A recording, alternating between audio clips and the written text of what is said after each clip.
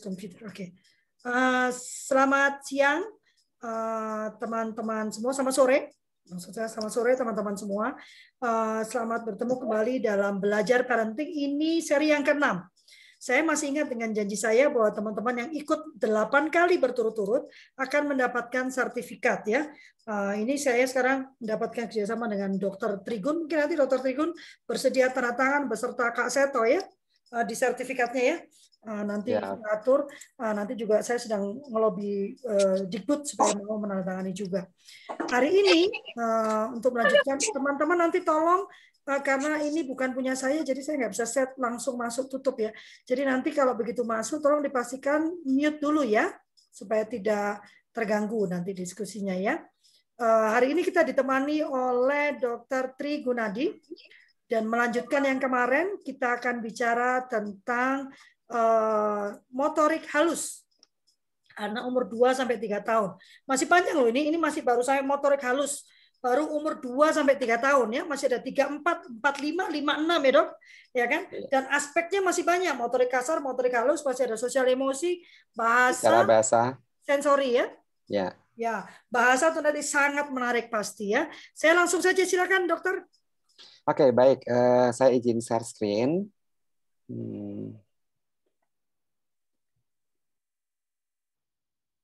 Ya, assalamualaikum warahmatullahi wabarakatuh. Selamat sore buat semuanya. Sore ini kita akan ngabuburit bermanfaat belajar parenting untuk tema stimulasi motorik halus anak usia 2-3 tahun.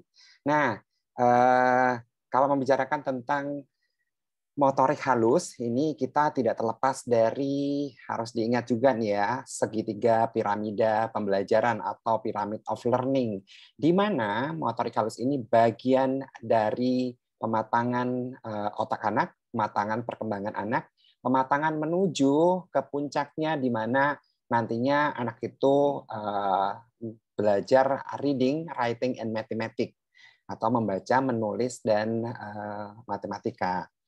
Tapi akan mustahil formal learning itu tercapai kalau tangga-tangga di bawahnya tidak dimatangkan satu persatu. Tadi Kak Lohli udah bilang tuh bahwa aspeknya banyak gitu. Kalau ngikutin aturan dari dinas aja itu 5 ini nih aturannya: motorik kasar, motorik halus, kontak mata pengamatan, bicara dan bahasa, sama sosialisasi kemandirian. Tapi kalau ikutin tadi tuh ikutin teorinya dari Barbara, di mana pyramid of learning ini nantinya aspek yang sangat mendasar itu ada di warna ungu, itu sensori, ada di warna hijau. Warna hijau itu tangga yang paling pertama itu gross motor atau motorik kasar yang sudah kita bahas minggu lalu, dan hari ini kita membahas tentang fine motor atau motorik halus, di mana nantinya di motorik halus ini akan berkenaan dengan motor and coordination skill atau skill kontrol dan koordinasi motor, eye hand coordination, dan nantinya berdampak pada tangga-tangga di atasnya.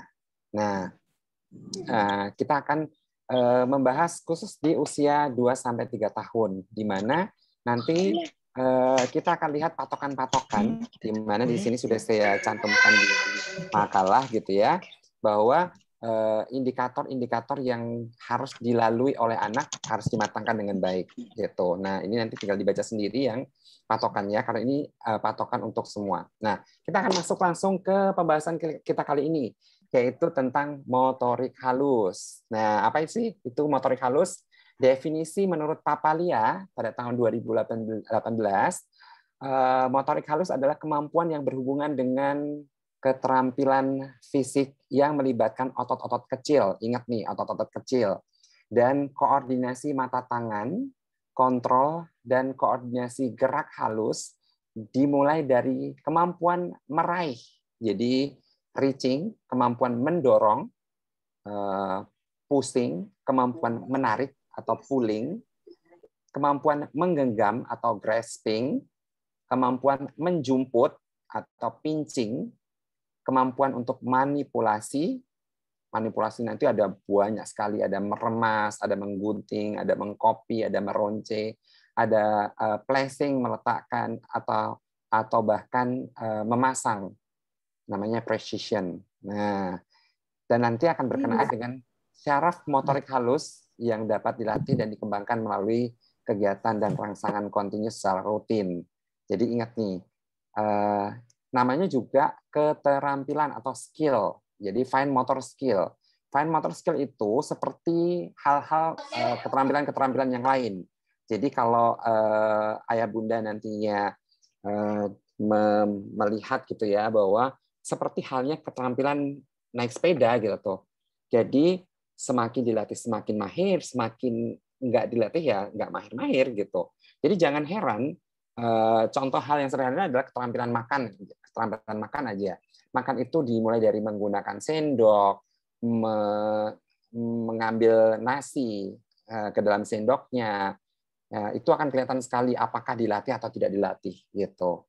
Jadi jangan heran nanti ada anak-anak yang dia itu kok loh pinter banget ya makannya sampai bersih, sampai nasi yang di piring itu nggak ada. Ada yang anak yang nantinya berantakan banget dan seterusnya gitu. Dan ingat, namanya juga skill. Skill itu tidak akan lupa sampai seumur hidup. Jadi perlunya dilatihkan sejak dini. Kalau sudah dilatihkan sampai tua dia tidak akan lupa. Jadi nanti perhatikan minggu lalu kita belajar tentang namanya adalah circle life atau siklus kehidupan, di mana orang tua yang nyusahin itu sebenarnya dulunya juga hasil produk anak-anak yang dibesarkan dengan berantakan, akhirnya nyusahin juga gitu. Nah jadi sangat kelihatan nih, kelihatan dari misalnya ayah bunda nanti bertemu dengan orang yang melamar kerja di tempat kita, tulisannya itu halus atau berantakan gitu ya, rapi atau tidak, itu sangat tergantung skill-skill yang dipelajari di masa kecil. Nah, termasuk skill motorik halus ini.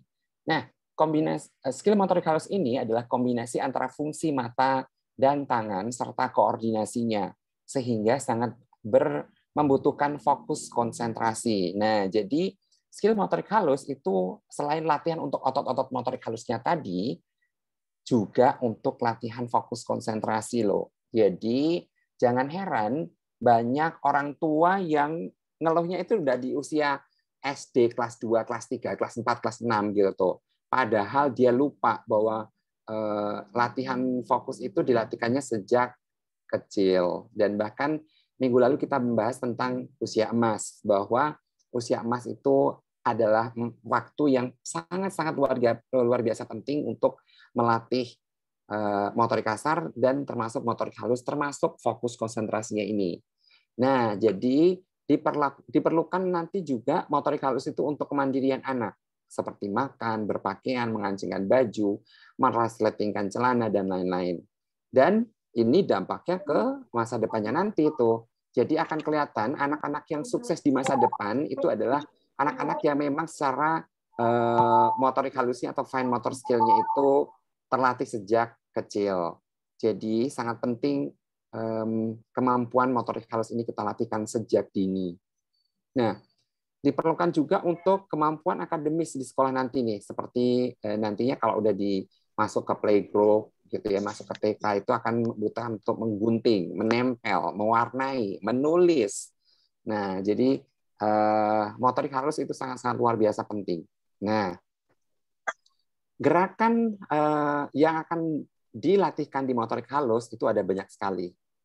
Jadi dari mulai yang pertama adalah kemampuan fokus konsentrasi pada aktivitas, kemampuan untuk reaching atau meraih, kemampuan untuk pushing tadi mendorong, kemampuan untuk pulling itu menarik, kemampuan untuk grasping itu menggenggam, dan menggenggam pun juga nanti ada banyak tipenya gitu ya. Menggenggam itu jangan dipikir cuman menggenggam begitu aja gitu ya.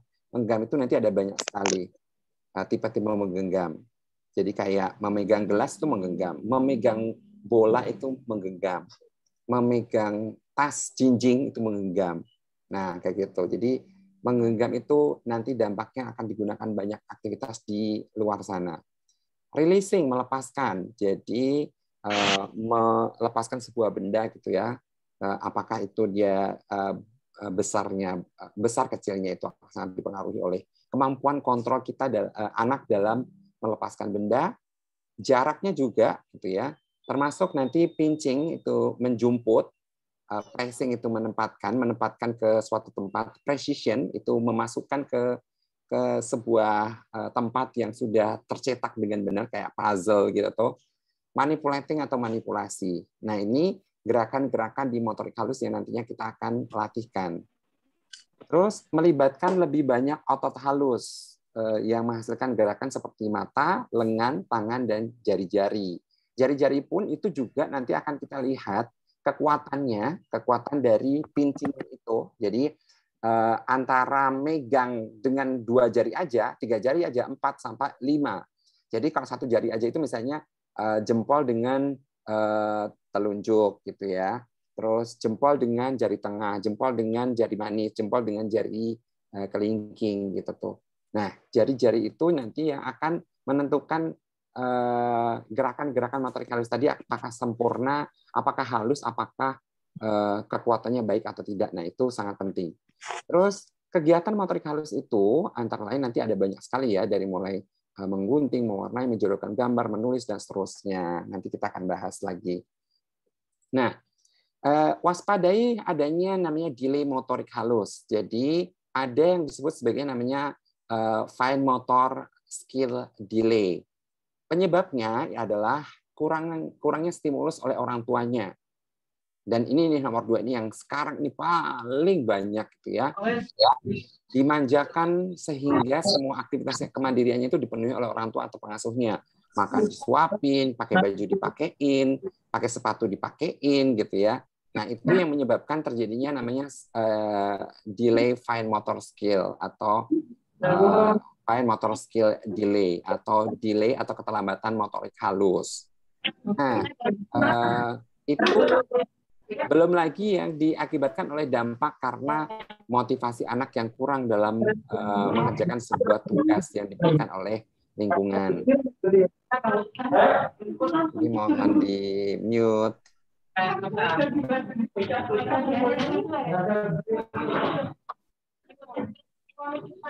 Tolong di mute, berisik.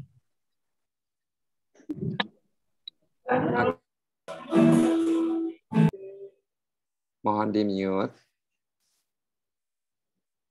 Oke, kita lanjutkan lagi. Jadi dampak yang ketiga, dampak dari motivasi anak yang kurang itu biasanya juga salah satunya juga itu tuh karena dimanjakan tadi tuh. Jadi semuanya karena semua serba dilayani, akhirnya membuat anak itu adversity quotient atau ketangguhannya dia dalam mengerjakan suatu tugas itu sangat kurang. Nah, itu yang menyebabkan juga terjadinya namanya delay motorik halus. Dan bahkan dampak yang keempat adalah terjadinya dependensi atau ketergantungan pada lingkungan. Ini yang biasanya juga sama tuh karena dimanjain tadi tuh. Nah, dan apalagi ini yang nomor 5 itu adalah karena teknologi yang membuat motorik halusnya tidak berguna. Jadi semua alat-alat di rumahnya dia mungkin serba pencet gitu ya.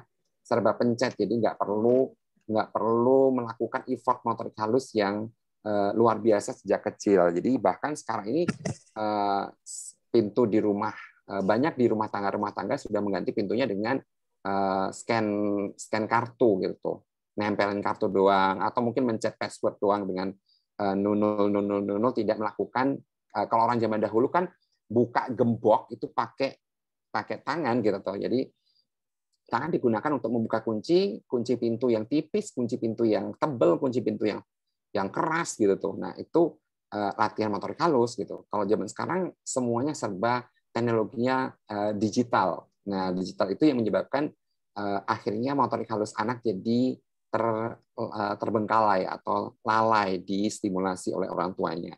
Dan bahkan sekarang karena masa pandemi banyak tugas-tugas online yang dikerjakannya pun dengan online, dengan cara membuat video, dengan cara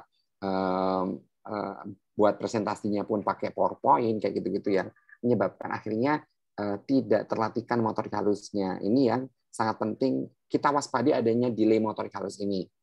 Dan sebenarnya sederhana sekali. Jadi ayah bunda, terutama buat para guru-guru gitu ya, itu sudah sangat bisa mengindikasikan bahwa adanya tadi dimanjain tadi. Karena gini nih, Nggak usah nongkrongin ke rumahnya anak itu untuk melihat anaknya itu dimanjain atau tidak. Anak itu adalah produknya orang tua. Jadi lihatlah anaknya.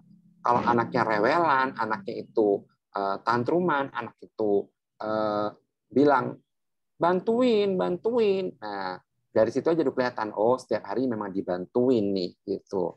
Jadi tidak perlu bahkan sebenarnya gini, stimulasi motorik halus ini tidak perlu adanya perlakuan khusus untuk mematangkannya. Kemampuan motorik halus itu sebenarnya simple banget, sangat sederhana. Hanya cukup anak itu jangan dimanjakan dan buat anak itu mandiri dalam keseharian. Itu sudah otomatis orang tuanya itu melakukan namanya terapi motorik halus. Jadi dan simpel banget. Cara merusak kemampuan atau membuat motorik halusnya delay itu simpel banget. Manjain anak, jangan biarkan dia makan sendiri, jangan biarkan dia mandiri, udah otomatis lah terjadi namanya delay motorik halus. Jadi ini PR buat para guru untuk orang tua semua di sana, di luar sana gitu ya, bahwa ayo dong jangan rusak kemampuan motorik halus anak. Itu yang sangat penting jadi poin untuk supaya anaknya nanti sukses di masa depan. Karena menurut penelitian, kematangan motorik halus itu berakselerasi dengan kesuksesan anak itu di masa depan. Gitu. Nah, tadi namanya delay. Nah, para guru juga harus tahu juga ada pula yang disebut sebagai namanya disorder motorik halus. Kalau tadi delay, kalau ini disorder. Kalau delay itu biasanya akibat karena pola asuh. Tapi kalau disorder itu karena adanya kerusakan-kerusakan di organ anatominya anak. Jadi contoh pada kerusakan otak sebelum otak itu matang disebut juga sebagai namanya cerebral palsy. Jadi pada cerebral palsy seperti yang digambar itu terjadinya karena kerusakan otak di waktu dulu otak itu belum matang gitu. Nah, ada pula yang karena kontraktur diakibatkan karena disuse atrofi. Disuse itu adalah tidak digunakan atau atrofi itu adalah tangannya itu otot-ototnya mengecil, terus tendon-tendonnya itu memendek, gitu ya. Itu namanya atrofi, di mana tidak digunakan dalam jangka waktu yang panjang. Misalnya karena sakit, karena berat badannya rendah, karena BBLR, karena stunting, gitu ya. Akhirnya anak itu lemah, jadi akhirnya tangannya tidak digunakan. Nah, itu bisa terjadi namanya disuse atrofi. Ada juga karena cedera plexus brachialis. Jadi saraf yang bercabang di bahu kanan dan kiri kita itu ada namanya plexus brachialis. Nah, di situ kalau terjadi cedera itu bisa macam-macam karena ketarik, karena waktu lahir itu letaknya sungsang lintang dipaksa, terus tangannya ketinggalan di dalam gitu ya. Nah, itu terjadi namanya cedera plexus brachialis, itu bisa juga menyebabkan terjadi namanya disorder motorik halus atau kelainan bawaan. Kelainan bawaan itu nanti ada namanya Apert syndrome, ada namanya monodaktili dan seterusnya. Jadi pada kasus-kasus disorder itu perlunya kerjasama dengan tim medis. Jadi bekerjasama dengan rumah sakit, klinik tumbuh kembang gitu ya untuk melakukan tata laksana untuk anatomisnya terlebih dahulu. Dan bahkan adanya upaya pembuatan alat bantu kemandirian. Kenapa jadi ini dodol? Mohon di-mute. Mohon di-mute, Bu.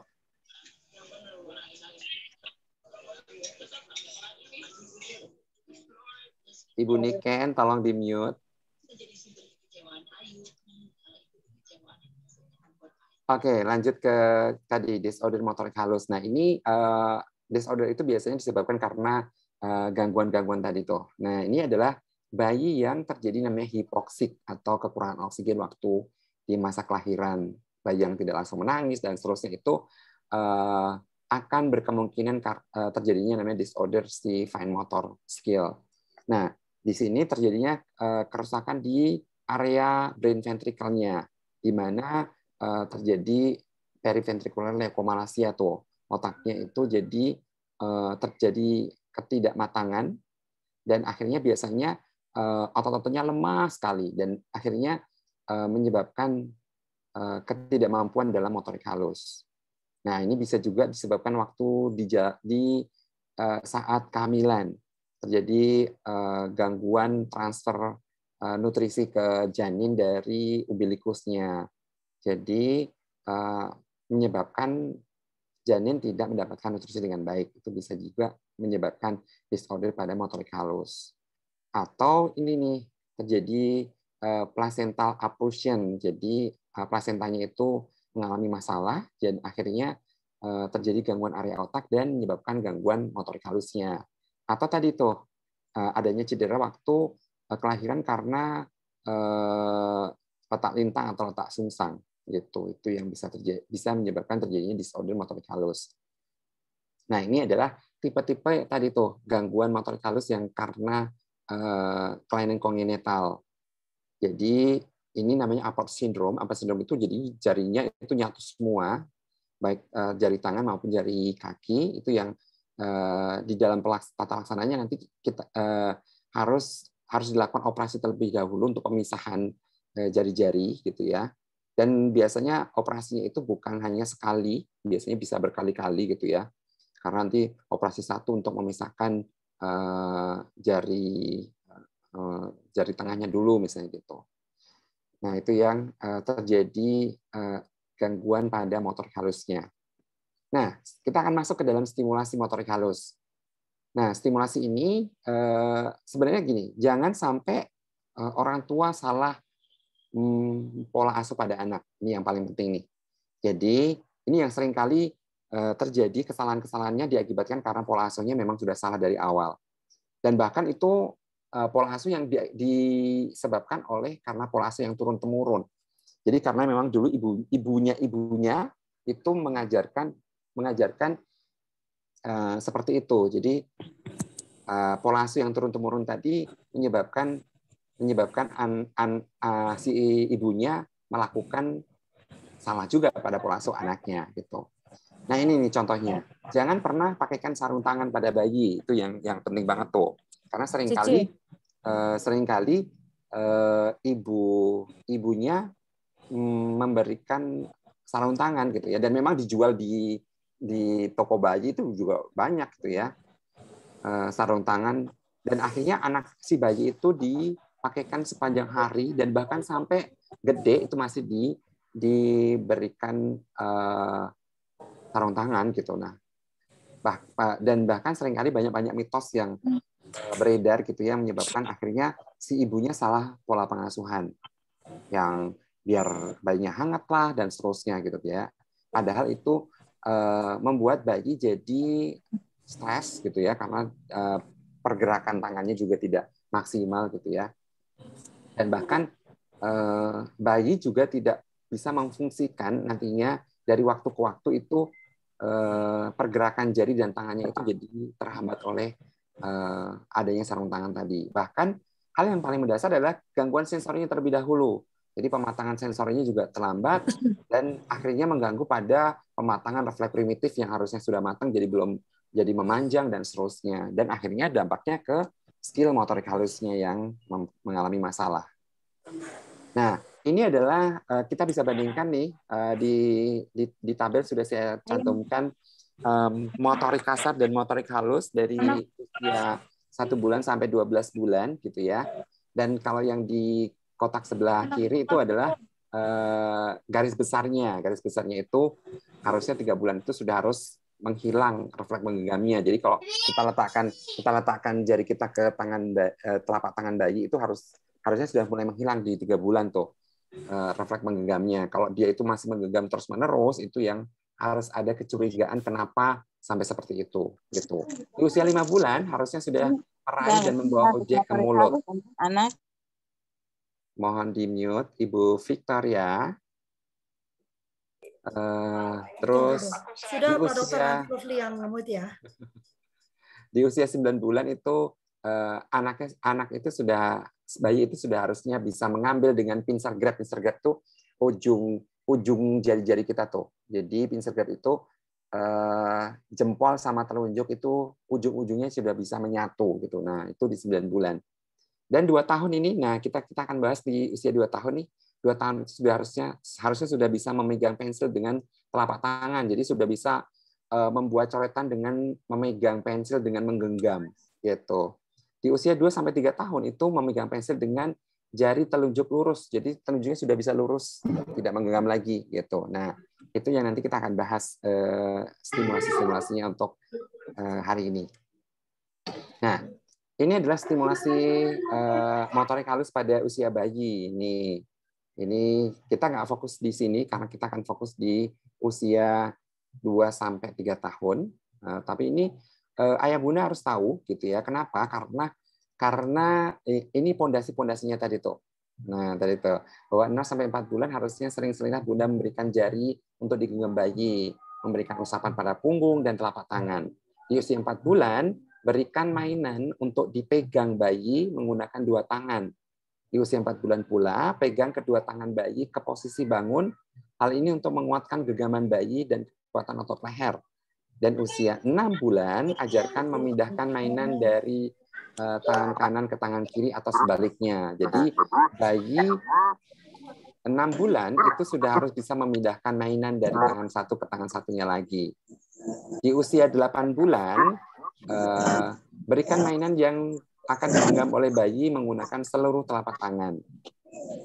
Nah, di usia 1 tahun, ini stimulasi untuk motorik halusnya pada anak usia 1 tahun. Bisa lihat di gambar gitu ya. Di gambar itu bayi sudah memiliki kontrol yang lebih baik atas jari-jari mungilnya dan kontrol otot tangan yang lebih baik dari sebelumnya.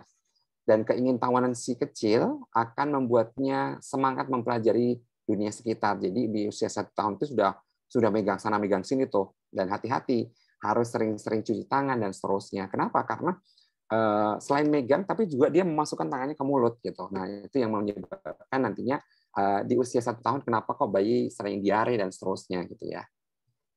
Nah, alat musik yang bisa dia goyangkan atau pukul akan membuatnya senang, seperti halnya mainan dengan kancing, roda, dan bagian yang berwarna-warni lainnya yang bergerak. Bahkan tuh alat musik kayak maracas tuh itu bisa digunakan untuk stimulasi pada bayi 1 tahun ini.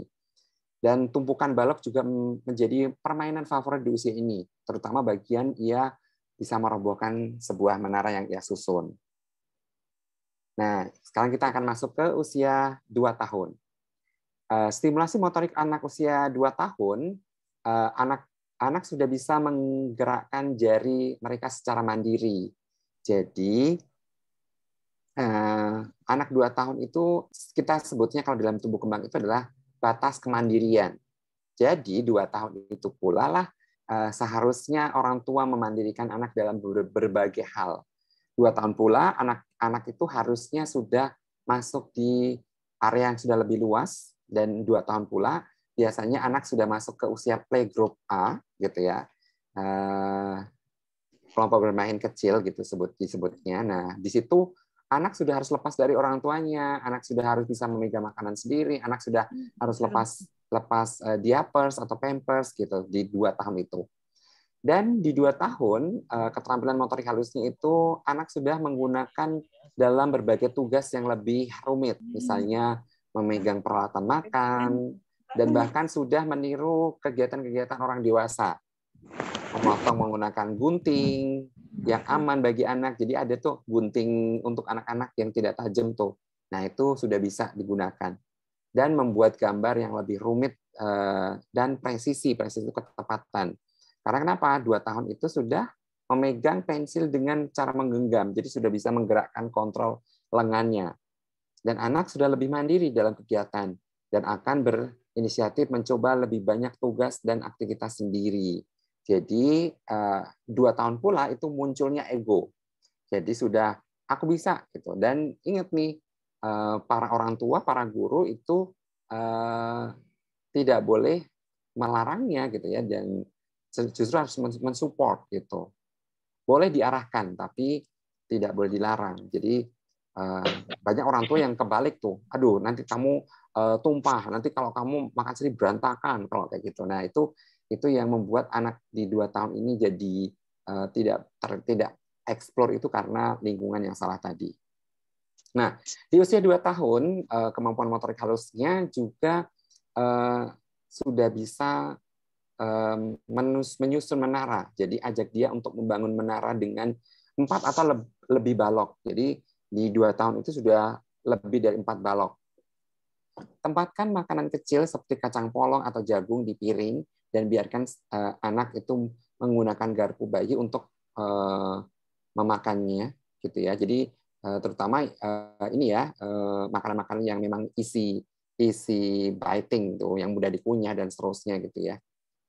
Dan yang mana ini akan membantunya menguasai koordinasi mata tangan tadi. Termasuk tadi itu belajar bagaimana mengambil makanan dari piring, itu di usia 2 tahun pula. Jadi 2 tahun itu sudah bisa menggenggam sendok dengan baik dan mengarahkan makanan ke arah mulut. Dan bahkan tuh nyanyikan lagu anak-anak untuk membantunya mencuci tangan. Ayo cuci tangan dengan bersih kayak gitu. Jadi itu akan bantu dia untuk tadi menjaga kesehatan dia, karena di usia 2 tahun itu eksplornya sudah lebih luas dan bahkan kemungkinan akan banyak kuman yang terjadi kalau misalnya dia itu tidak sering-sering cuci tangan. Nah, libatkan dia dalam mengatur meja makan, menempatkan piring dan alat makan miliknya sendiri di atas meja. Dan di 2 tahun itu sebenarnya kalau kita ngomongin bahasa juga sudah sangat luas, makanya piring dia harus tahu tuh ini namanya piring, ini namanya sendok, ini namanya garpu dan seterusnya itu. Jadi termasuk tadi menggunakannya, meletakkannya dan labeling dari si item kata benda tersebut. Nah, tunjukkan padanya bagaimana melipat serbet besar dan ajak untuk meniru contoh dari ibunya. Jadi 2 tahun itu fase dia belajar kemandirian lebih kompleks. Dan bahkan sudah bisa meniru tadi pekerjaan-pekerjaan orang dewasa. Taruh Play-Doh dengan warna berbeda di atas meja agar ia bisa membuat berbagai bentuk seperti bola, ular, dan seterusnya. Jadi explore manipulasi tadi itu di usia 2 tahun ini dengan berbagai macam permainan termasuk Play-Doh. Nah, stimulasi untuk motorik halus di anak usia 3 tahun. Di anak usia 3 tahun, anak sudah mulai matang perkembangan motorik kasar maupun halusnya, termasuk verbal, kognitif, dan interaksinya. Jadi di 3 tahun itu sudah mulai banyak hal yang dilakukan. Perkembangan motorik halusnya pun juga sudah bisa dikombinasi dengan mendengarkan apa yang Bunda katakan, menyanyi sambil menggerakkan jari, dan seterusnya. Jadi di usia 3 tahun itu sudah melibatkan kombinasi stimulus motorik halus dengan motorik-motorik dengan aspek-aspek yang lain, termasuk dancing, menari gitu ya, menyanyi, dan bahkan menggerakkan sambil bersuara gitu. Begini caranya mewarnai. Jadi dia sudah sambil menyanyi sambil menggerakkan si motorik halusnya gitu. Jadi sudah belajar mewarnai sambil bernyanyi, menulis sambil bernyanyi, ini angka 1, ini angka 2, dan seterusnya tuh. Jadi itu yang di usia 3 tahun yang sudah lebih kompleks di motorik halusnya. Dan bahkan coretan acak-acaknya pun sudah mulai terlihat seperti huruf yang bisa dikendalikan, seperti McD, KFC, kayak gitu tuh. Dan bahkan seringkali dia akan bercerita dengan menggambar gitu tuh. Ya mungkin menurut kita, aduh itu gambar apa ya? Tapi bagi dia itu adalah gambar yang dia tuangkan dalam bentuk cerita bergambar gitu. Itu hal yang terpenting di usia 3 tahun. Nah, anak menjadi sadar akan kegunaan untuk menulis dan mungkin meminta orang dewasa untuk menuliskan angka huruf untuknya. Itu biasanya yang akan dia lakukan. Di usia 3 tahun itu udah lebih curious, lebih tertarik gitu terhadap angka huruf dan kegiatan-kegiatan motorik halus. Nah, di usia 3 tahun tadi berikan ia senar atau tali dan manik-manik besar. Jadi dimulai dari manik-manik besar dulu sampai nanti dia mampu manik-manik yang lebih kecil. Jadi meronce itu sudah menjadi stimulasi pokok di usia 3 tahun. Dan bahkan bantu anak untuk menyendok pasir atau kerikil dari satu wadah ke wadah lainnya. Jadi untuk mematangkan kelancaran untuk nantinya berdampak pada kemandirian makan, berdampak pada makannya jadi tidak berantakan kayak gitu. Itu di usia 3 tahun. Nah, ajak ia untuk membuat bentuk yang lebih kompleks dengan menggunakan Play-Doh tadi itu, seperti kan di usia 2 tahun tuh sudah mulai belajar tadi bikin bakso-baksoan gitu ya. Jadi di usia 3 tahun sudah lebih kompleks nih bikin Play-Doh-nya, sudah bisa bikin kue lapis gitu ya, sudah mulai bertumpuk dan rapi gitu. Dan tunjukkan padanya bagaimana menumpuk gelas plastik dengan berbagai warna dan memintanya untuk mengulang kegiatan tersebut. Jadi perlu kita contohkan, kegiatan motorik halus itu selalu awalnya dengan contoh karena lebih mudah dengan menggunakan visual yang dia lihat, akhirnya mampu mengontrol otot-otot motorik halusnya yang diperintahkan oleh otaknya anak itu sendiri. Jadi selalu berikan contoh, itu yang PR penting dalam stimulasi ini. Termasuk apapun itu, menggunting, mewarnai, dan seterusnya. Tuliskan namanya di atas kertas dan mintalah untuk menempelkan stiker pada garis di masing-masing huruf. Jadi sudah mampu menempel yang presisi di usia 3 tahun tuh. Dan minta si kecil untuk mengambil potongan kertas menggunakan pinset. Itu stimulasinya di usia 3 tahun. Jadi sudah bisa menggunakan jepitan-jepitan kecil gitu seperti pinset tuh. Dan ini nanti ayah bunda kalau menemui seorang anak yang apakah dia itu matang atau tidak matang sangat dipengaruhi oleh tadi ingat riwayat dibesarkannya tadi. Apakah dimanjain atau tidak dimanjain. Nah, bagaimana memulai stimulasi motorik halus? Jadi sebenarnya motorik halus itu stimulasinya sangat-sangat simpel, sangat-sangat sederhana. Jadi tidak menggunakan alat-alat yang mahal, tidak perlu alat-alat yang canggih.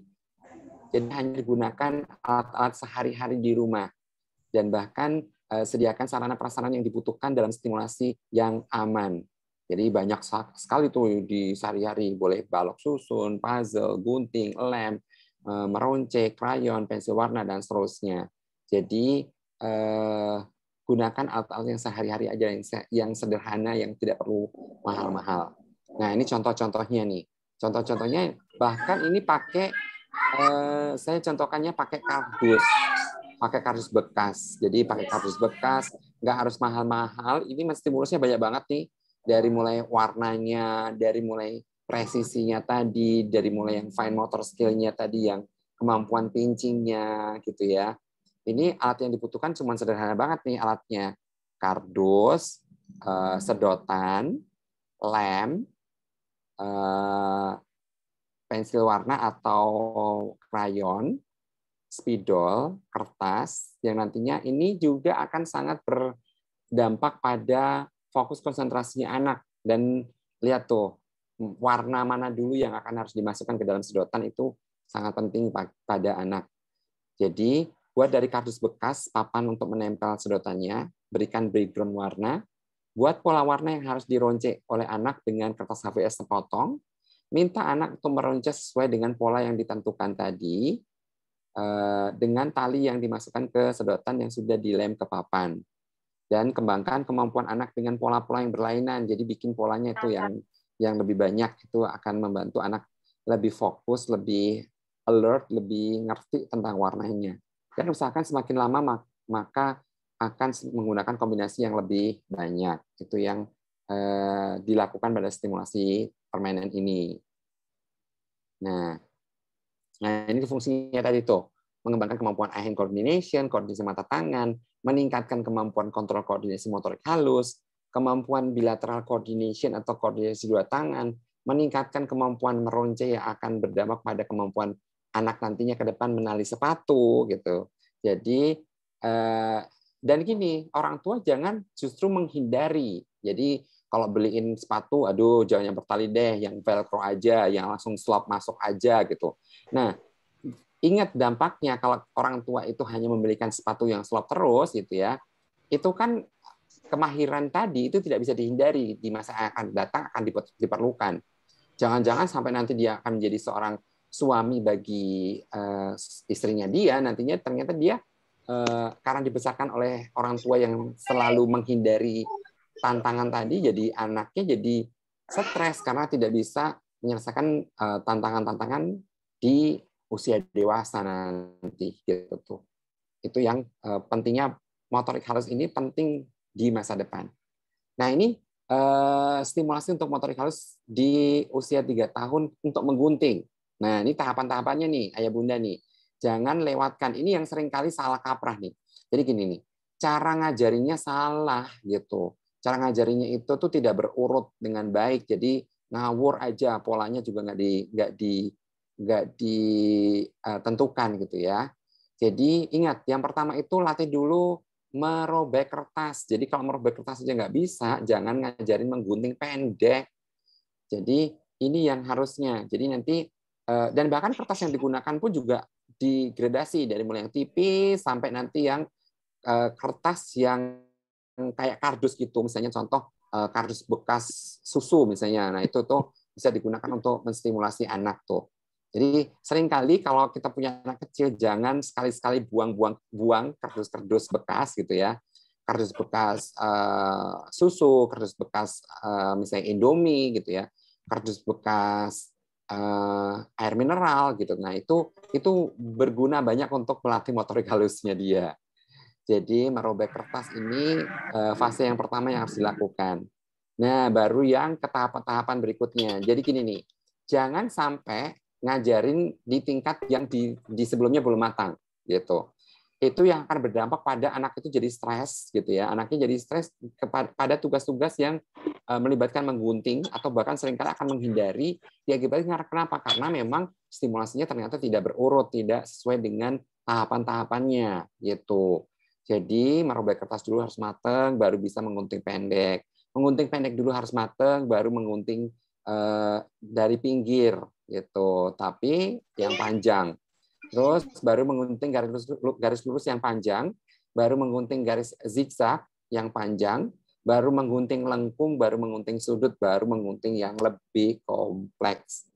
Nah, tadi fungsinya adalah untuk mengembangkan kemampuan tadi eye-hand coordination atau koordinasi mata tangan, menguatkan otot-otot motorik halus, melatih bilateral coordination atau koordinasi dua tangan, meningkatkan kemampuan menggunting baik dari bahan tipis, dari kertas sampai yang tebal kertasnya, bahkan bisa juga untuk kemampuan dasar menggunting dari bahan lain selain kertas seperti kain kayak gitu. Nah nanti ini yang dampaknya ke masa depan tadi tuh, bahwa anaknya jadi lebih tangguh, lebih bisa menyelesaikan beberapa masalah-masalah yang diakibatkan karena tadi tantangan-tantangan hidup yang lebih kompleks. Nah, mohon maaf dokter. Ibu Yustia boleh di mute ya, karena saya berusaha mute nggak bisa ya. Tolong di mute ya, Kak ininya, mic-nya ya. Ya, terima kasih. Oke, lanjut lagi. Ini adalah stimulasi yang lain, di mana ini juga bisa kita bikin sendiri gitu ya. Ini dimulai dari menggunakan jari dulu. Ini tidak menggunakan bolpen, tidak menggunakan spidol kayak gitu, karena ini hanya untuk latihan kontrol koordinasinya. Jadi ini ide yang bisa dilakukan untuk nantinya diberikan pada anak usia 2-3 tahun ini. Jadi anak duduk di lantai bisa, meja juga bisa gitu ya. Letakkan lembar kerja tadi, meja itu di depan anak. Nah, meja-nya ini bisa kita bikin serumit mungkin. Ini untuk melatih fokus konsentrasinya juga tuh. Jadi anak harus melihat dulu, jadi berikan contoh menelusuri maze dari sebelah kiri ke sebelah kanan, dan nanti kalau perlu dibantu dulu oleh kita secara fisik gitu ya. Jadi tangannya kita pegang gitu untuk menelusuri garis. Nah, itu yang nantinya akan membuat kontrol koordinasi anak itu lebih baik karena terlatih dipolakan. Jadi seringkali banyak orang tua gini nih, oh anakku sudah bisa itu menjepit gitu. Nah, menjepitnya tapi kontrol koordinasinya belum tentu gitu. Kenapa? Karena kontrol koordinasi itu by instruction dari lingkungan. Kayak gini nih. Jadi kalau dia itu hanya bermain sendiri tanpa arahan, ya jangan heran kalau kontrol koordinasinya tidak matang gitu. Bermain sendiri dengan bermain yang diarahkan itu sangat berbeda jauh, karena dengan diarahkan otak terlatih untuk plastis untuk mengikuti pola-pola yang disediakan oleh lingkungan gitu.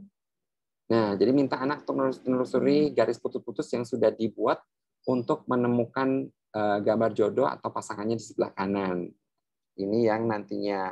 Nah, ini fungsinya adalah untuk melatih fokus konsentrasi pada anak, kegiatan tugas paper and pencil, melatih gerakan motorik halus untuk menelusuri garis putus-putus, melatih analogi kognitif tentang gambar jodoh, pasangan gambar yang ditentukan tadi itu, melatih visual spasial, jadi anak sehingga membantu pada proses nantinya membaca huruf, menulis, dan nantinya ke depannya akan sangat penting untuk bahkan nantinya menulis, membuat kalimat, bahkan tugas-tugas yang lebih sulit. Gitu. Nah, ini untuk kemampuan untuk pre-writing namanya, atau persiapan untuk menulis. Nah, ini juga yang seringkali banyak orang tua atau banyak guru yang nggak ngerti gitu tuh. Banyak guru yang dia nggak ngerti bahwa kalau untuk ngajarin angka 2 itu harus lulus dulu syarat-syarat sebelumnya nih gitu. Dan bahkan nih kalau kita dilihat di sini di usia 2-3 tahun itu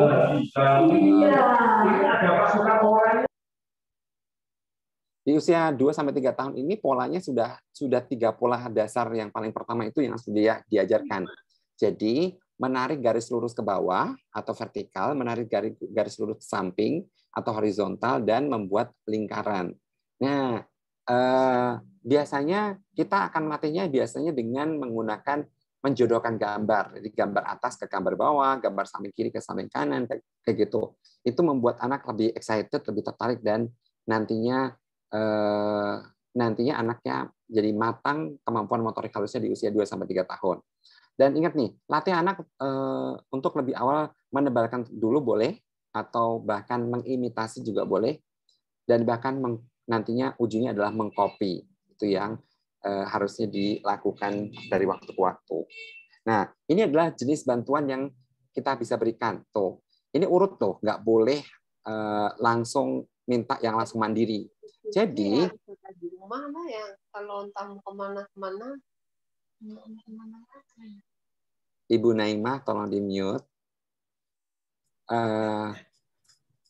Oke, bantuan yang pertama adalah full physical prom atau bantuan fisik penuh. Nih bisa dilihat tuh di gambar saya memberikan bantuan penuh tuh. Jadi langsung memegang tangannya anak gitu. Terus yang kedua, kalau sudah matang di bagian kita akan sambil ngerasain tuh ototnya dia bergerak tuh. Nah, kalau sudah matang baru bisa masuk ke bantuan yang kedua.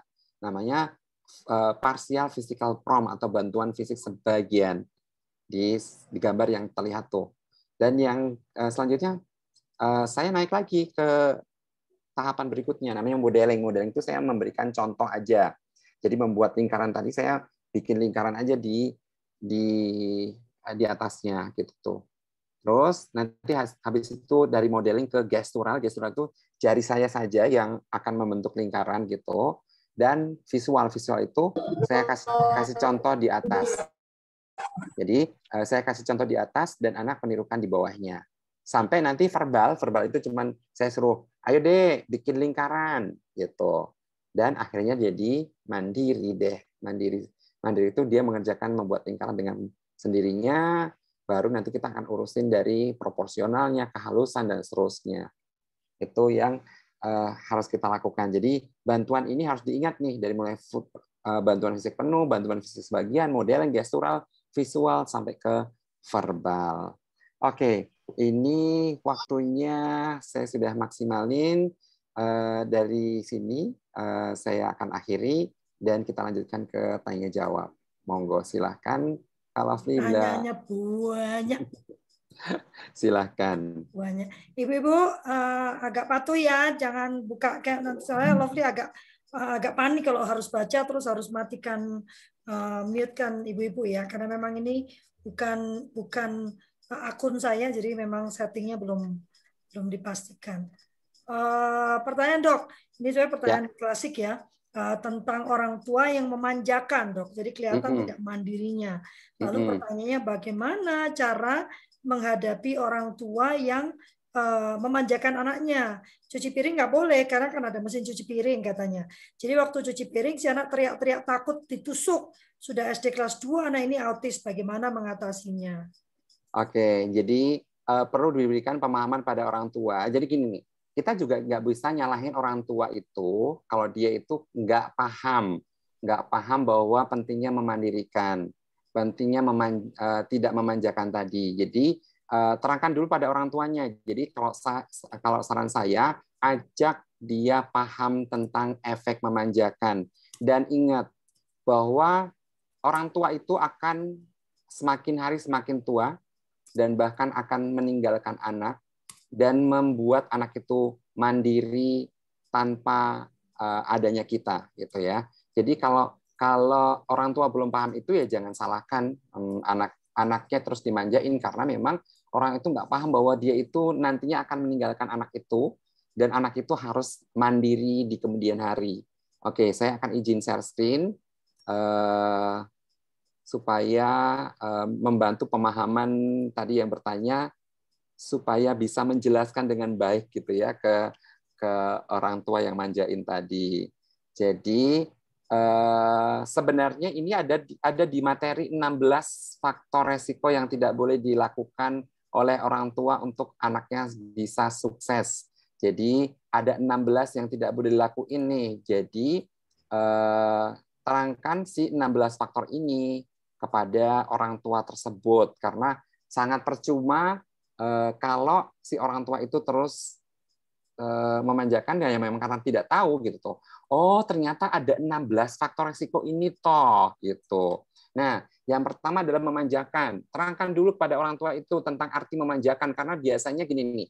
Orang tua itu nggak ngaku kalau dia memanjakan, padahal sudah manjain gitu tuh. Nih, menurut Margaret Paul, PhD, di dalam bukunya Do I Have to Give Up Me to Be Loved by My Kids? Nah, itu diterangkan bahwa arti memanjakan itu adalah menjadikan anak itu egois dan tidak mau timbal balik kepada orang lain. Ingat tuh, egois dan tidak mau timbal balik ke orang lain. Dan orang tua nggak nyadar kalau dia itu sudah menjadikan dia egois dan tidak mau timbal balik ke orang lain. Ini contoh-contoh, cuma saya kasih contoh 10 nih. Banyak orang tua yang nggak nyadar kalau dia itu sudah memanjakan soalnya. Nih, tanda-tanda orang tua memanjakan tuh. Membiarkan anak bermalas-malasan dan orang lain, seperti contoh asisten rumah tangga yang melakukan untuknya. Jadi misalnya contoh buang sampah. Dipikir tuh sampah punya kaki, ya akhirnya nanti nyampe sendiri ke tempat sampah. Dan akhirnya orang lain juga yang membuat anak itu jadi tidak membuang sampah dengan baik ke tempat sampah, karena akhirnya dirapiin sama mbaknya kayak gitu. Membiarkan anak itu merajuk hanya karena hal sepele. Membiarkan anak itu melakukan kesalahan dan orang tuanya yang bertanggung jawab. Ini banyak nih kasus-kasus di sekolah nih. Anak yang berantem, orang tuanya yang musuhan gitu. Itu yang karena kenapa? Karena tadi tuh yang anaknya yang salah, orang tuanya yang jadi tameng gitu. Harusnya anak itu sendiri yang harus menyelesaikannya dan seterusnya. Orang tua membela dalam pertengkaran anak. Tidak mau membiarkan anaknya menangis. Wah, ini banyak banget nih. Nanti bapak ibu yang di PAUD nih, banyaknya minta ampun. Kenapa Bu? Anaknya kalau udah udah langsung ibunya yang langsung panik gitu. Nah, tidak mau anaknya menangis, tidak mau anaknya kalah dalam permainan, tidak memberikan anaknya tanggung jawab sesuai dengan usianya. Jadi ya udah, nggak ada nyiram bunga, nggak ada yang rapiin selimut, nggak ada yang bangun ya bangun, makan ya makan, disuapin dan seterusnya gitu. Sering menghadiahi anak tanpa alasan, berperilaku baik. Jadi reward yang tanpa alasan itu nggak boleh. Membantu anak pada saat anak harus mandiri. Nah, jadi semuanya dibantu padahal harusnya mandiri. Membanjiri anak dengan pujian. Memuji anak itu nggak ada salahnya, tapi nggak boleh membanjiri anak dengan pujian. Apa-apa dipuji, apa-apa dipuji. Nah, itu yang PR penting. Dan ingat nih, orang tua tidak tahu apa bedanya kasihan dengan kasih sayang. Seringkali melakukan yang namanya kasihan. Kasihan itu memberikan semua kemauan anak. Padahal tidak boleh itu kasihan, tapi harus kasih sayang, memberikan semua kebutuhan, bukan kemauan. Dan bahkan di zaman sekarang ini sebagai bentuk penebusan dosa, dikarenakan sibuk bekerja dan kurang waktu untuk anak secara kualitatif, kuantitatif, dan akhirnya nebus dosanya pakai manjain tadi tuh. Dan merasa zaman dahulu kekurangan. Nih, banyak orang tua yang zaman dahulunya susah nih. Setelah sekarang dia kaya raya, punya mobil, punya apa-apa gitu ya, sehingga saat sekarang lah dia memberikan material yang berlimpah ruah ke anaknya. Dan ingat nih, ini harus disampaikan ke orang tua nih, dampak pemajakan tuh anaknya jadi tidak mandiri, tidak bertanggung jawab, sulit berinteraksi dengan lingkungan luar, mudah menyerah, inisiatifnya kurang, egonya tinggi, dan mudah marah. Jadi itu yang penting banget. Jadi terangkan itu kepada orang tuanya terlebih dahulu. Jadi jangan mengharap orang tuanya itu akan menghentikan memanjakan kalau dia nggak paham. Dan yang paling penting tadi tuh, Bu, ibu tuh akan tua, akan meninggal. Siapa yang akan ngurus anak itu kalau bukan anak itu sendiri gitu. Dan bahkan ingat, uang berlimpah ruah pun nggak akan cukup untuk diberikan, uang segudang pun akan habis kalau anak itu tidak punya tanggung jawab gitu. Bahkan dalam sekejap bisa hilang gitu ya. Jangan dipikir itu uang akan ada di dalam rekening kalau dia bisa saja macam-macam gitu ya, main judi dan seterusnya. Namanya anak nggak punya tanggung jawab tuh gimana sih? Semuanya bisa hilang dalam sekejap karena dia tidak punya tanggung jawab gitu. Jadi yang main poinnya adalah orang tuanya, Bu. Jangan salahkan anaknya. Orang tuanya dulu dibenerin gitu. Itu Kak Lovely. Silakan. Ya, makanya orang tuanya disuruh ikut belajar parenting sama kultur parenting pagi ya, Dok. Iya, betul. Teman-teman sudah bergabung di WhatsApp grup ke belajar parenting, sudah 2 WhatsApp grup loh, Dok. Dokter kapan bergabung WhatsApp grupnya? Iya.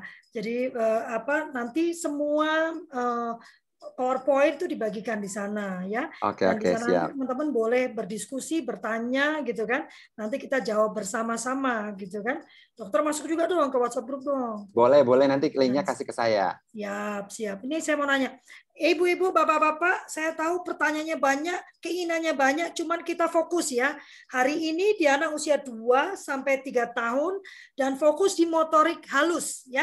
Karena nanti berlanjut, dokter akan terus menemani kita. Ayo sekalian, saya Dok Selasa ya, jangan bikin acara lain Dok. Ya. Karena nanti akan berlanjut. Ini soalnya ada pertanyaan tentang speech delay. Nah, itu nanti pada waktu nanti kita berbicara bahasa ya Dok ya. Hari ini fokus ke motorik halus ya. Sebentar, ini karena banyak sekali chatnya ini saya harus nyari. Nih, oke. Kalau cucu saya usia 1 tahun disuruh makan sendiri malah berantakan, terus nggak kenyang. Terus sebaiknya mulai kapan kita biarkan anak makan sendiri, Dok? Oke, kita akan masuk ke makan. Jadi gini, ini berarti nenek nih ya, Nek. Ingat nih, Nek, bahwa makan itu adalah sebuah keterampilan. Jadi makan itu seperti yang lainnya juga. Nih saya akan bantu share screen ya supaya memberikan pemahaman kepada nenek tadi nih. Jadi ingat bahwa makan itu seperti halnya naik sepeda gitu. Ingat nih. Jadi proses makan itu perlu dilatihkan. Seperti halnya keterampilan lainnya tadi itu seperti naik sepeda. Nah, kalau anak itu tidak pernah diajarkan naik sepeda, jangan harapkan dia akan makan dengan baik. Jadi anak itu membutuhkan waktu belajar untuk makan. Mulai dari yang teksturnya cukup cair hingga akhirnya mengkonsumsi makanan keluarga secara mandiri. Berikan anak kesempatan untuk mencoba. Ingat, mencoba dan mengeksplorasi ini saya garis bold. Mencoba dan mengeksplorasi agar proses belajarnya lebih efektif. Jadi, ingat, makan sama dengan keterampilan. Jadi, meskipun terlihat sederhana, proses makan itu sebenarnya cukup sangat kompleks. Keterampilan artinya sebuah yang perlu dilatihkan, bukan sesuatu yang langsung dikuasai oleh anak. Nah, ingat, ada 5 hal mendasar yang dibutuhkan untuk kemampuan dasar makan. Ini yang motorik kasar udah kita bahas minggu lalu. Jadi, bahwa makan itu tidak boleh rebahan-rebahan, makan itu tidak boleh sambil main di perosotan, makan itu tidak boleh sambil naik mobil-mobilan kayak gitu. Ingat, makan itu harus duduk dalam waktu yang lama. Jadi sekitar 30 menit. Jadi motorik kasarnya adalah duduk tegak. Makanya kenapa harus punya kursi bayi yang seperti di restoran. Itu di minggu lalu tuh kita bahas tentang motorik kasar. Nah, untuk motorik halus itu diajarkan itu tadi ingat tuh di 9 bulan sudah ada di makalah bahwa kemampuan 9 bulan itu sudah harus bisa memegang dengan cara namanya pinching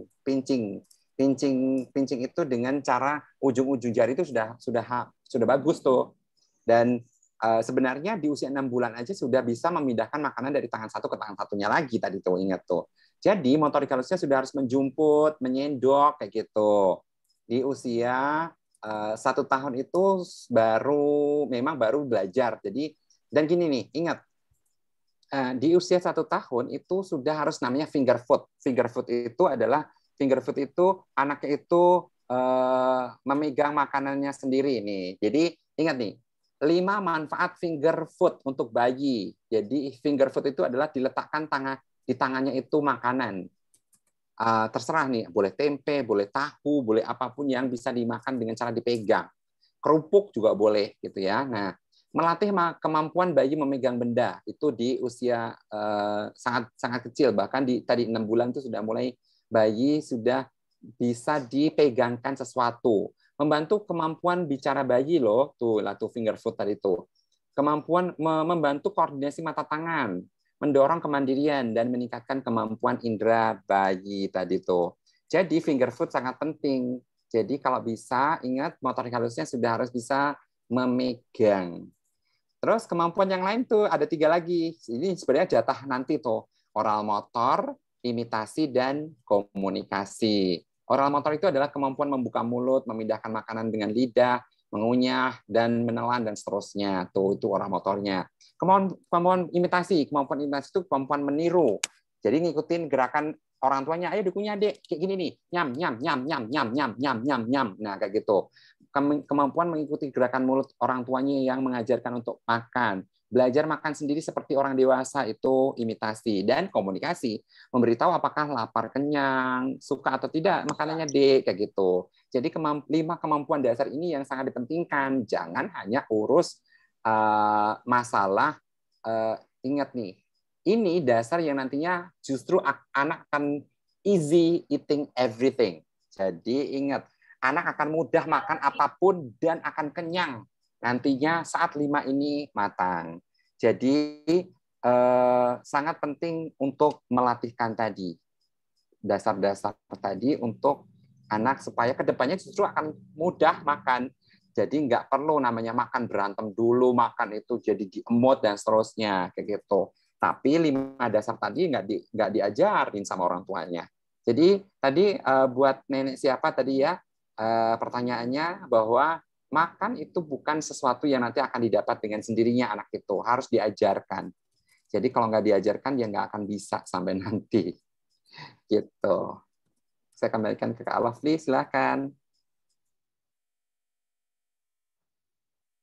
Masih di mute Kak Lovely. Aku kayak orang lari-larian, Dok. Ini orang, ya. menerima orang, baca, ada. Tapi ini sekarang udah 152 loh, udah. Iya, Berarti 154 makanya. 154 baru masuk, 53 baru masuk satu. Iya. Masalahnya kalau begitu masuk, aku mesti siap-siap karena aku harus nge-mute. Oke, pertanyaan lainnya sebentar ya, teman-teman ya, sabar ya, karena ketumpuk-tumpuk. Sekali lagi saya ingatkan, kita berbicara dulu untuk anak usia 2-3 tahun, dan kita bicaranya tentang motorik halus ya. Jadi pertanyaan yang tentang lain-lainnya dan usia di atas itu depending dulu, karena dokter akan membicarakan itu nanti di depannya ya. Sabar. Saya mau kasih kesiapan ke PG PAUD Herlina ini, apakah mau bertanya atau gimana ya? Dan tadi raise hand kasihan ya. Ya, monggo silakan. Ibu Herlina, apakah mau bertanya? Monggo. Dibuka aja langsung PG PAUD. Ya, PG PAUD Herlina. Oke, saya pindah ke Ibu Nining Minda Utama dulu deh. Silakan ya. Silakan Bu Nining. Ya, Assalamualaikum warahmatullahi wabarakatuh. Waalaikumsalam warahmatullahi wabarakatuh. Ya, selamat sore Bu. Yang cantik jelita, selalu cantik. Ini Dok mau tanya. Kebetulan saya pengajar PAUD juga. Ya. Memegang anak yang ABK yang autis. Ya, silakan Bu. Tapi saya juga di sisi yang lain, saya punya cucu yang sudah 22 bulan belum bisa berdiri, tapi motorik halusnya sesuai yang dipaparkan dokter. Jadi hanya dia belum bisa berdiri, tapi kalau motorik halusnya sudah bisa gitu, sudah sesuai gitu. Apakah apa yang harus saya lakukan? Terapi sudah Dok, sudah terapi 2 kali. Tetapi masih belum bisa berdiri. Itu mungkin masuknya di motorik kasar ya Bunda Lovely, mohon maaf. Tapi untuk motorik untuk berbicara dia sudah bisa mengikuti, hanya belum jelas gitu dok. Apa yang harus saya lakukan? Oke. Ya. Ini kalau ini bonus ya, karena ini sebenarnya motorik kasar, tapi sentil nanti si Bunda sentil. Oke. Ini seharusnya bahasan minggu lalu nih Bun, ya, tapi nggak apa-apa kita bahas nih. Oke, saya akan izin share screen. Nantinya berguna untuk memberikan pemahaman pada Bunda supaya paham dulu nih. Jadi ingat, motorik kasar itu sangat penting untuk menjadi pondasi-pondasi yang berikutnya. Jadi kalau dikategorikan di usia sekarang 22 bulan kok belum bisa harusnya sudah bisa 22 bulan itu seharusnya sudah bisa melompat dengan baik. Nih, jadi kalau kita lihat nanti di usia nih, kita langsung masuk ke usia 18 bulan aja deh patokan sebelumnya nih. Nih, Bunda bisa lihat di usia 18 bulan itu harusnya sudah bisa berlari tanpa jatuh di usia 18 bulan gitu ya. 18 bulan itu harusnya sudah bisa berlari tanpa jatuh. Terus di usia 24 itu nantinya mampu melompat dengan 2 kaki sekaligus itu. Nah, kalau dilihat dari situ berarti dia hanya bisa berdiri. Nah, belum bisa melangkah 1, 2 sampai 5 langkah. Jadi tanda bahwa keseimbangan masih buruk nih Bun. Jadi latih dulu keseimbangannya. Jadi latih dulu di fase keseimbangan. Jadi gini nih, jangan hanya ngandelin dari terapi, apalagi terapinya cuma 2 kali seminggu, 2 kali. 2 kali mah nggak ada artinya. Padahal otot itu harus bekerja.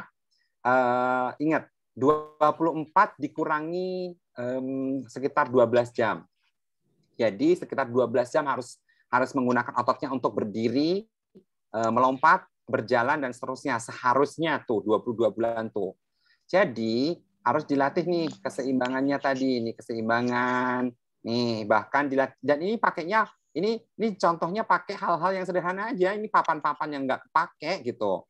Nah, jadi dilatihkan dengan hal-hal yang sederhana seperti ini. Dan bahkan dimulai dari rambatan dulu nih, kayak gini, dimulai dari rambatan dulu, rambatannya itu menggunakan meja, menggunakan tembok, menggunakan ingat nih, adanya kita di belakang nempel sama kita jauh 2 meter itu beda jauh. Jadi justru minta anak untuk menempel di tembok, kitanya yang jauh nih gitu. Karena kita harus membuat dia yakin, percaya diri bahwa dia bisa. Wah, ternyata aku bisa yang berdiri nempel di tembok begini tanpa Bunda di sampingku gitu. Nah, itu yang penting sekali tuh. Dan nantinya perlu dibanyakin tuh. Misalnya sambil nonton TV tapi dia itu berdiri nempel di tembok di ujung sana gitu ya. Nempel di tembok itu boleh menghadap tembok, boleh membelakangi tembok, terserah. Nah, atau rambatan meja begini. Nah, ini akan menguatkan otot-otot di bagian tungkai dan paha, kanan dan kiri. Termasuk nanti lamanya dihitung nih, Bun. Jangan cuman bisa berdiri, bukan. Tapi endurance-nya dihitung. Endurance itu adalah lamanya otot bekerja. 15 menit, 30 menit, 1 jam, kayak gitu tadi tuh. Nah, ototnya sudah matang, kuat, itu akan dilatih keseimbangan tadi. Dia harus bergerak. Dan nantinya akan digunakan untuk berjalan. Jadi itu yang harus dilatihkan. Jadi nanti Bunda harus bikin jadwal kapan harus melatih motorik kasar tadi. Jangan sampai hanya mengandalkan tempat terapi tadi. Jadi ingat tuh, sangat penting untuk melatihkan secara 3K, ingat nih.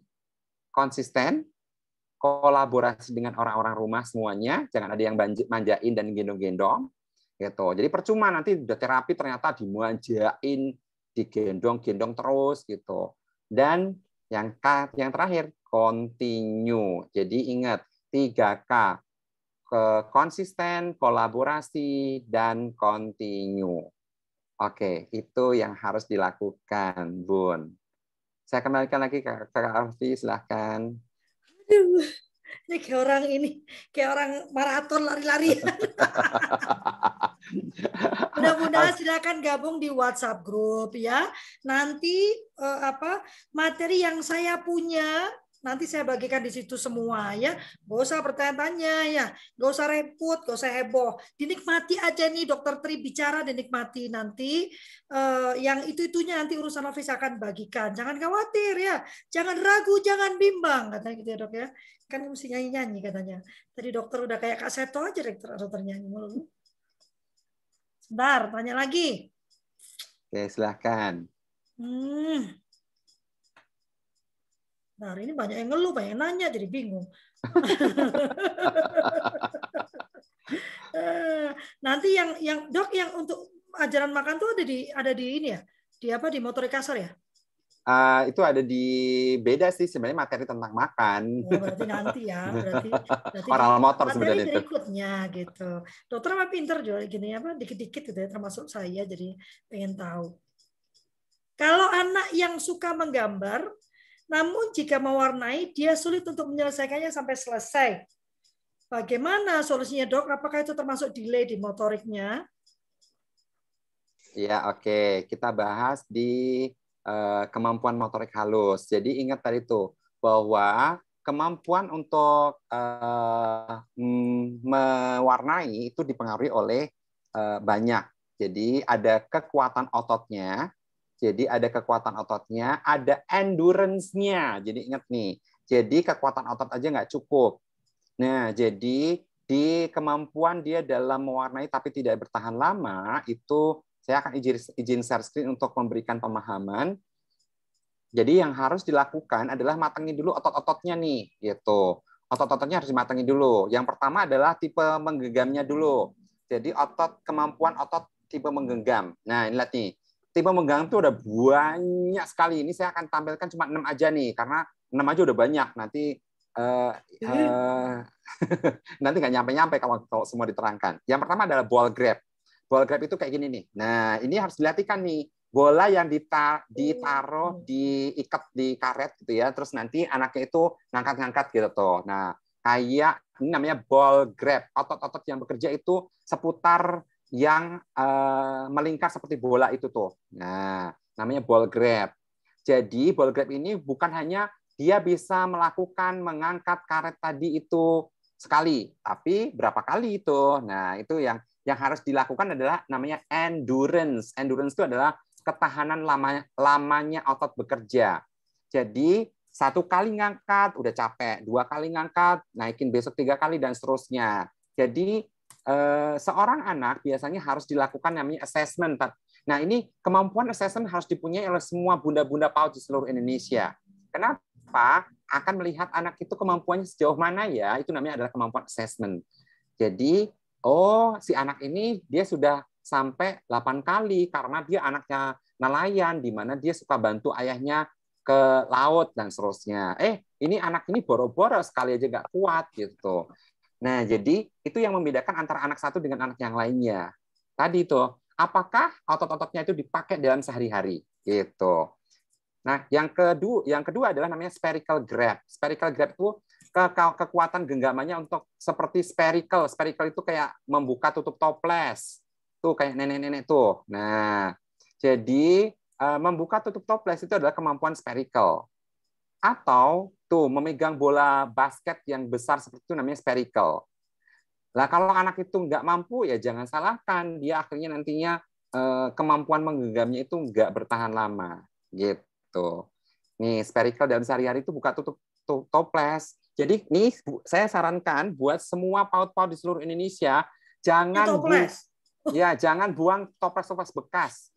Jadi kumpulin toples-toples bekas, taruh di PAUD dari yang ukuran kecil sampai ukuran gede. Karena itu akan harus dilatihkan untuk para anak-anak di PAUD untuk bisa buka toples itu. Gitu. Jadi jangan buang barang-barang bekas.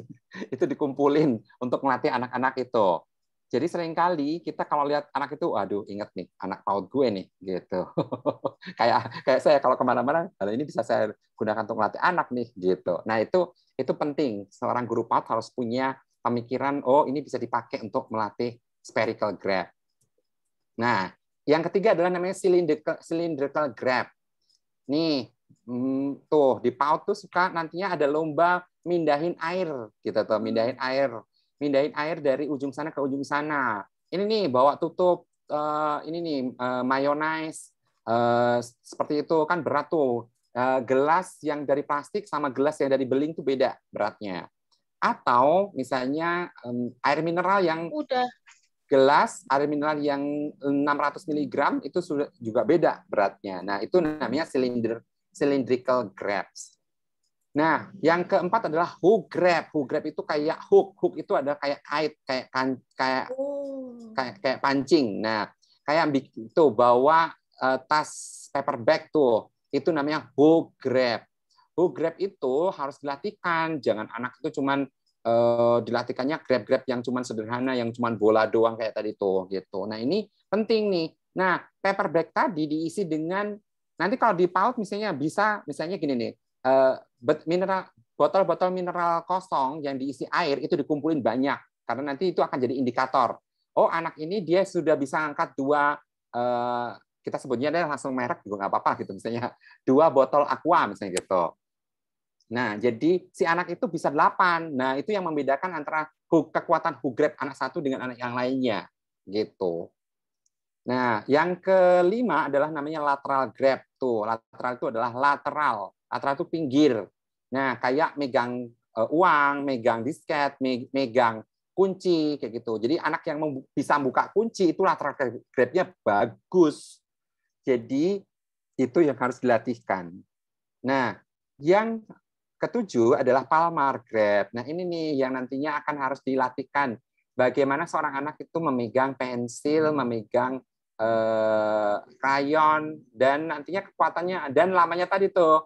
Jadi yang harus dilakukan adalah meningkatkan kekuatan ototnya dan endurance-nya.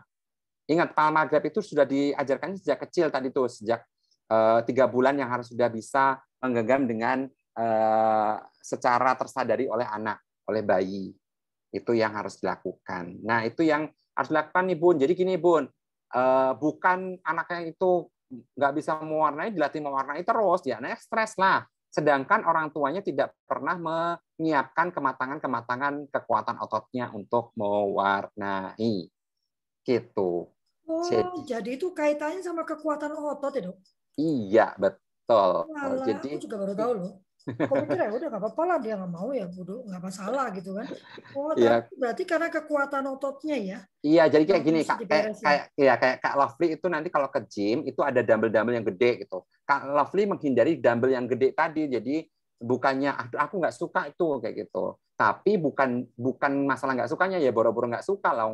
Lawang kekuatan ototnya aja bikin dia itu tersiksa gitu tuh. Jadi jangan heran anak-anak yang dimanjain ke depannya itu jadi gini. Salah betul orang tua yang bilang, anakku jadi nggak bahagia nih. Lah iyalah gimana bahagia, wong dia nggak mempersiapkan untuk bahagianya. Dari dulu dimanjain, anaknya jadi tidak tangguh, anaknya jadi menghindari tugas-tugas, anaknya jadi kalau di PAUD itu cuma maunya mainan-mainan yang duduk, simple, dengerin doang gitu ya. Nantinya banyak salah tafsir gitu ya, bahwa anak itu butuh buku, dia itu sukanya buku, tidak suka yang menulis, mewarnai. Lah motor halusnya berhubungan dengan ototnya nggak dilatih gitu. Jadi itu yang seringkali jadi salah persepsi bahwa dipikirnya itu anaknya nggak suka, lah baru suka gitu, karena anaknya nggak mampu. Untuk ini pertanyaan saya simpan ya, karena ini sudah jam 5. Kita kan harus bersiap untuk buka puasa ya. Ini ada jadi kita tuh ini ada Bu Yunita bilang, tapi kalau IQ rendah gimana, Dok? Mewarnai malas bukan karena IQ rendah dia malas mewarnai. Iya, ini jadi menarik karena ada penilaian ya. Silakan. Iya, jadi ingat tadi tuh, kan tadi sudah dijelaskan pada anak yang mengalami disorder tadi tuh. Disorder tadi anaknya mengalami gangguan waktu di kelahiran tadi tuh, ada yang kejang, adanya asfiksia, adanya hipoksia tadi tuh. Nah, tadi namanya adalah brain ventricle leukomalacia. Ingat, otaknya itu males. Tadi yang saya bilang tuh, dengerin nggak Bu waktu yang tadi adanya namanya brain ventricle leukomalacia, otaknya males. Otaknya malas itu menyebabkan jadi gini, anak yang di PAUD itu IQ-nya itu ternyata di tes hasilnya itu di bawah rata-rata, ternyata memang dari dulu memang terjadi namanya leukemalasia tadi. Jadi gini nih, pentingnya wawancara ke orang tuanya nih Bu. Jadi anak-anak yang masuk ke PAUD ditanya, Bu lahirnya normal nggak? Oh enggak, dulu sesar. Kenapa sesar? Oh karena maju jalan lahir. Oh nggak langsung menangis kayak gitu. Nah itu faktor-faktor risiko terjadinya IQ yang bermasalah tadi. IQ yang bermasalah itu mau dijejelin sampai berkali-kali sehari sampai 24 jam ngajarin angka huruf ya nggak bisa-bisa. Dan jangan dituntut yang seperti kita bilang kemarin tuh, bahwa ikan ya harus diajarin berenang, bukan dituntut untuk terbang tinggi ke angkasa. Kalau anak-anak dengan IQ yang kurang ya jangan dituntut untuk belajar angka huruf, baca tulis dan seterusnya. Nantinya keterampilan motorik halus sangat bisa memungkinkan. Ingat, fine motor skill bukan sesuatu yang kompleks membutuhkan IQ. Jadi kalau dilatihkan terus-menerus bisa. Jadi telaten, terus-menerus, tadi 3K, konsisten, kolaborasi, dan continue. Itu yang penting. Ya, ini banyak yang tanya lagi, tapi ini udah jam 5 Ibu ya. Iya. Ini ya, silakan bergabung di WhatsApp group. Nanti saya akan mintakan jawaban ke dokter, atau dokter di dalam masuk juga ke WhatsApp group. Ya, boleh. Nanti jawabannya di dalam grup aja ya. Karena banyak di sini. Nah, ini saya mau bocoran kan. Memang saya punya 2 dokter nih bersama saya ya. Untuk 0 sampai 24 bulan, ya benar dok ya. Itu bareng dokter Bagus Satria. Tadi yang tanya tentang itu dokter mirip banget. Ya memang gimana ilmunya cuma satu ya. Mesti ditanya apakah lahirnya normal. Nah itu nanti saya yakin dokter Bagus sudah gatel mau ngomong gitu. Dia ada di dalam. Ya kan. Tapi dokter Bagus akan bicara minggu depan. Nah gantian ini dokter yang berbicara. Ya minggu depan dokter lagi ya. Dokter bisa ya minggu Selasa ya. Ya, boleh. Tanggal 4 ya. Setelah itu baru dokter Bagus. Jadi 2 kali gitu ya. Dokter Bagus Satria itu akan bicara dari 0 sampai 24 bulan. Itu juga sedikit-sedikit karena ada cara yang harus kita lakukan.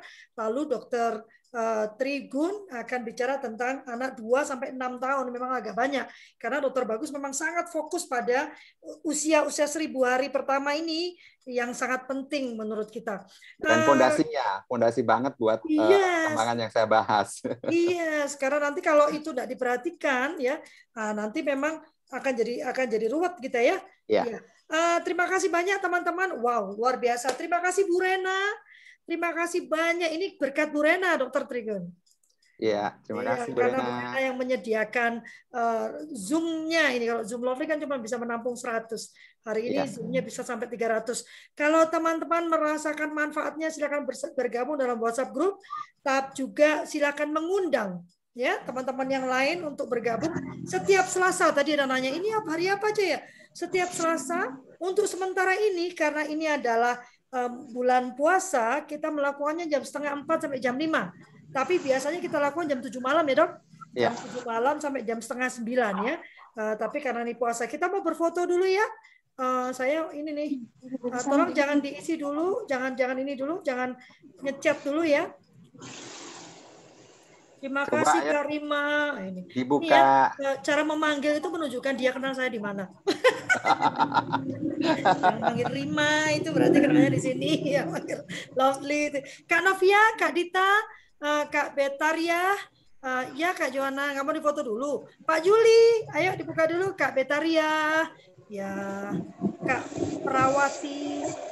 Tadi aku dari baca Kak Pragawati loh.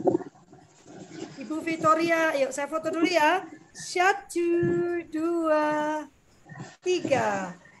Kak Cecilia dari mana ya? Hari ini fotonya dari Cibubur.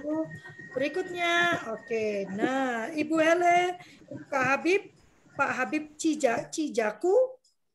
Ayo. Ini masih ada yang mau bergabung nih. Tutup kan. Puasa ini. Mau buka. Kok puasa lagi ya, Bu? Kapan bukanya? Udah pusing. Dokter Bagus, belakangnya dihilangin dulu. Dokter jadinya kuning semua.